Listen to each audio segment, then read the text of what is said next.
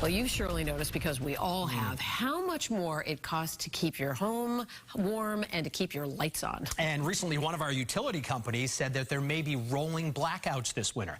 In tonight's Question Everything, a WBZ viewer, Stephen, asked what's going on with the rising energy prices and the threat of rolling blackouts. Well, I went straight to the top to get some answers.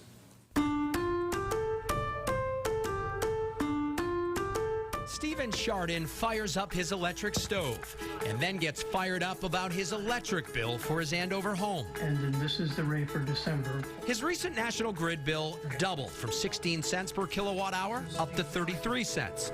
So he reached out to us with questions about what the utility companies are doing right now. I'm not sure that a lot of people can afford those kind of jumps in the cost of their electric bill, their food bill, their gas bill, and on and on and on. We had questions too. First, I went to Eversource and its System Control Center. I was asked not to give out its location. The room that you're in is handling all of that transmission for Eastern Massachusetts. On a towering screen, we watched power going town to town, house to house. They compare it to air traffic control, only it's electricity flying around.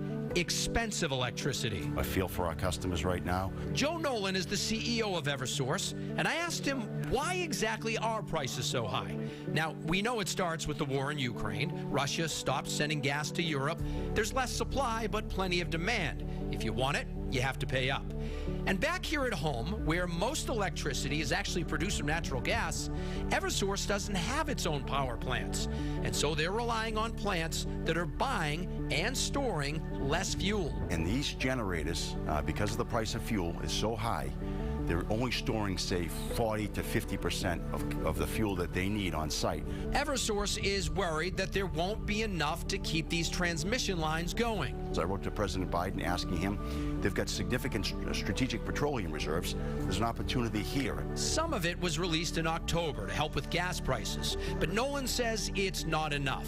Which brings me to my next question. Will your power be shut off? There are two words causing major unease here and for folks at home: rolling blackouts. If we were to have a stretch of bitterly cold weather, which happens here in New England, Eversource warns that they may have to shut down power to customers for a short period of time.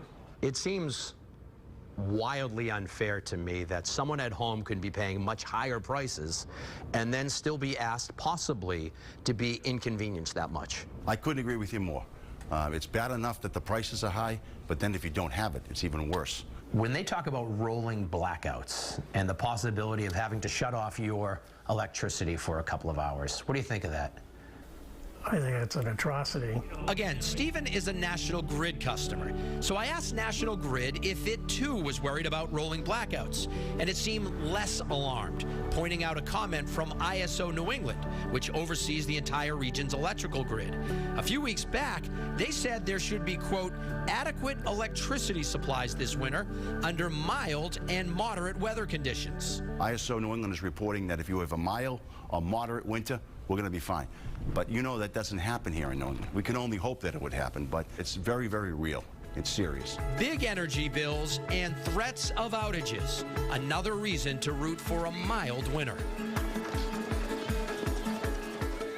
Yeah, and I think that really sticks with me. The idea that even ISO is saying, if we have a mild winter, if this is moderate, we should be okay. We don't always have mild winters. Should be. And, you know, everyone who's opened up their electric bill over the past couple of weeks is like, what is happening here? Generating their own heat. No question about it. So this idea of rolling blackouts, hopefully it doesn't happen. If you have a question that you want us to answer, email us. questioneverything@cbsboston.com. You can also tweet us using the hashtag WBZ questioneverything.